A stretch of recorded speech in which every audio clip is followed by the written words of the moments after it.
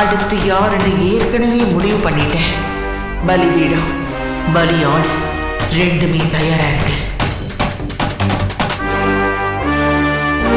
அடுத்த பலி சீக்கிரமே நடக்கும்.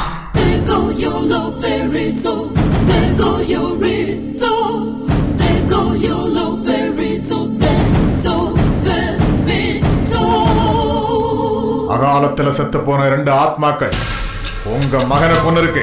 அவனோட மரணத்துக்கு காரணம் செத்து போன ஆத்மாக்கள் மட்டுமல்ல, அதுக்கு பலம் கொடுக்கிற இன்னொரு உயிருள்ள ஆத்மாவும் உண்டு. அது ஒரு பெண்ணோட ஆத்மாவாகும். அந்த ஆத்மாதான் ஆவிரூப ஆத்மாக்களுக்கு பலம் கொடுக்குது. சாமி, யார சொல்றீங்க? அந்த ஆதிராவா? பேரில் என்ன உண்டு? அவ மரிச்சு போன ஆத்மாவோட மறு ஜென்மமாக்கும். அவ உங்க வம்சத்தை பழி வாங்க வந்திருக்கா. உயிருள்ள ஆத்மாவை அழிக்காம உக்கிரமான ஆவிய அழிக்கவே முடியாது. சாமி, இந்த விஷயம் ஏற்கனவே தெரியும். அதனாலதான் உங்களை தேடி வந்தோம். நீலவேணிங்கிற ஒரு பேய் தான் எங்க வம்சத்தை அழிக்க துடிச்சிட்டு இருக்கு. அதுகிட்ட இருந்து எங்க குடும்பத்தை நீங்க தான் காப்பாற்றணும். நாங்களும் எவ்வளவு முயற்சி பண்ணிட்டோம். அந்த பேய் அடங்க மாட்டேங்குது. அவளால பல பேர் பலியாயிட்டாங்க. என் பையனோட சேர்த்து எங்க குடும்பத்துல 3 உயிர் போயிடுச்சு. அந்த பேயை உங்களால் அடக்க முடியுமா? உங்களுக்கு அந்த சக்தி இருக்கா சாமி?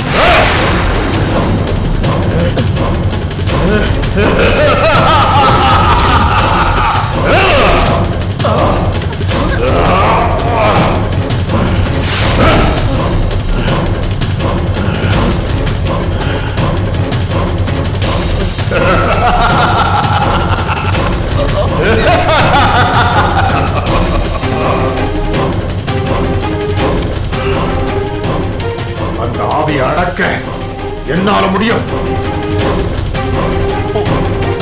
உங்களால முடியும்னா அத உடனே இப்பவே பண்ணுங்க. அதுக்கு நாங்க என்ன பண்ணணும்னு சொல்லுங்க. அது உடனே முடியாது. இன்னும் 2 நாள்ல பௌர்ணமி வரும். அன்னைக்கு மட்டும்தான் அந்த ஆவிகளை கட்டுக்குள்ள கொண்டு வர முடியும். அந்த ஆவிகளை ஒரே அடி அழிக்க முடியாதா? முடியும்.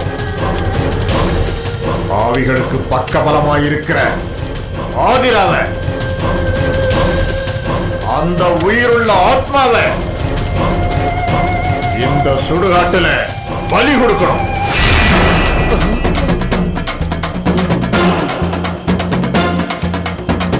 ஆதிராவை பலி கொடுத்தா அந்த ஆவிகளோட சக்திகள் தன்னால் அழிஞ்சு போயிடும். ஆனா அது அவ்வளவு சுலபம் இல்லை. ஆதிரா மேல கை வச்சாலே அந்த பேய் அதுக்கு காரணமானவங்களை கொன்னுருது.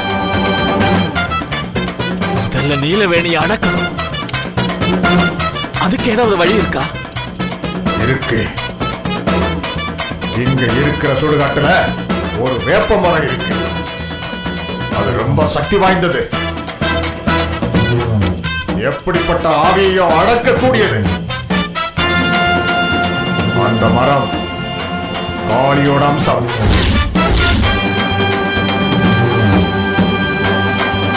நீலவேணி ஆத்மாவை ஆணி அரைஞ்சி அதுக்குள்ள சிறை வைப்பேன். அந்த ஆதிராவை எப்படியாவது கொண்டு வாங்க.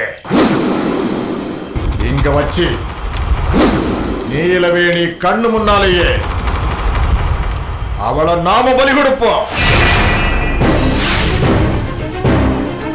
சரிங்க சாமி, நான் எப்பாடுபட்டாவது ஆதிராவை கூட்டிட்டு வந்துடுறேன். வர்ற பௌர்ணமிக்கு தான் அவளை பலி கொடுக்க சரியான நாள். அன்னைக்கு அவளை பலி கொடுத்தே ஆகணும். ஒருவேளை அன்னைக்கு அவளை பலி கொடுக்க முடியலன்னா என்ன ஆகும்? அந்த ஆவி இன்னும் உக்கிரமாயிடும். ஆ? அது உங்க வம்சத்தையே அழிச்சிடும். சாமி, ஒருத்தரும் தப்ப முடியாது.